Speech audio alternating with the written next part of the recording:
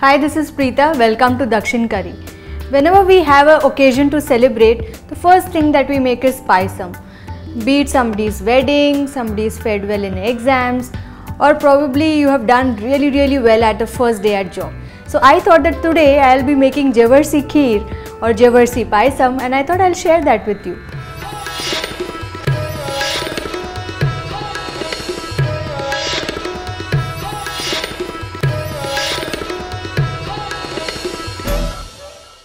Let's have a look at the ingredients. I'll be using Sago, that is also called as Sabudana, which is soaked in water. Then there is water for cooking, milk, sugar, cardamom pods, ghee and some almonds. These are slivered almonds. If you want, you can use other dry fruits also. I just wanted to keep one simple dry fruit. I'll be taking some ghee and I'll be toasting the almonds in that. Let me just increase the flame. Just add a little bit of almonds. You don't want to get them brown. Just, if you want, you can use sultanas or raisins. You can also use pistachio. You can use cashew nuts. It's up to you. So I'm just going to kind of cook this. As you can see, these are browning now, and I'm going to remove these onto a bowl and then just keep them aside. They'll go in as a garnish. In the same pan, what I'm going to do is I'm going to add this sago. Now, like I told you, I have soaked this in water. Now I have used around 1/3 cup of sago, and you have seen that this kind of fluffs up. So let's just add this. You can add the reserved water also, actually, not a problem. So let's add that. Because this is a small proportion, what I have done is I have soaked it in a little bit of water for just say around 15-20 minutes, and it's already fluffed up. If you're going to make this in bulk for a large number, say for 25-30 people, and the quantity is really large, what you can do is you can add water to this overnight, soak it overnight and then make it next day. Now I'll be adding a little bit of water to this to facilitate faster cooking. As you can see, it's just starting to bubble. Now I'm not going to allow this to cook a lot because it's going to cook with milk again. I'm going to just reduce flame and then add the milk.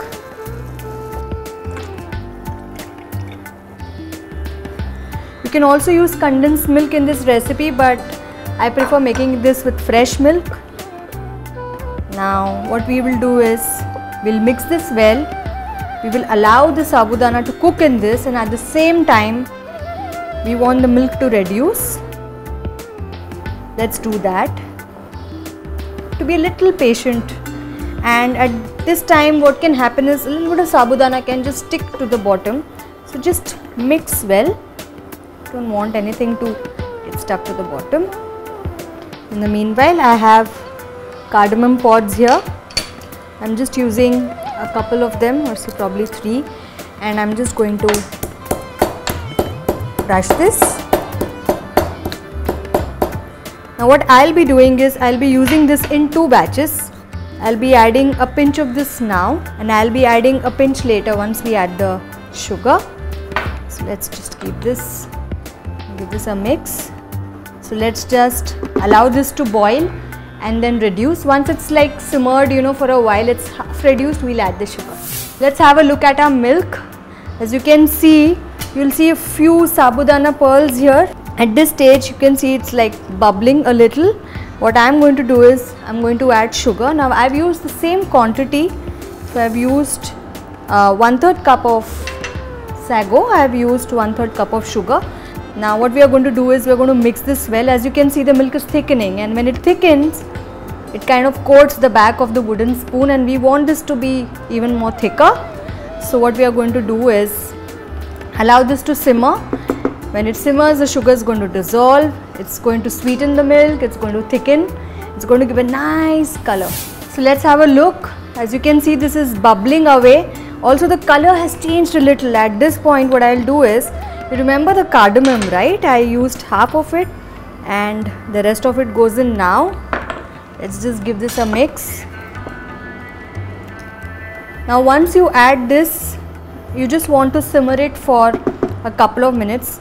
Now I'm going to do something. I have kept these almonds also here for garnish. I'm going to add a little bit of these now. It's just optional. Now this is done. I'm going to switch this off.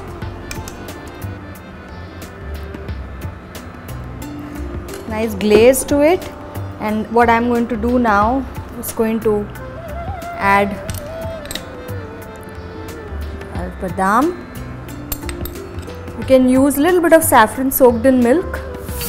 As you can see, Javvarisi Payasam is no rocket science. And like I asked you before, if there is any interesting recipe that you can share with me with Sabudana, or you have any comments on Kheer, do write in. Hit subscribe on India Food Network, and until next time, it's Preetha signing off. Ciao.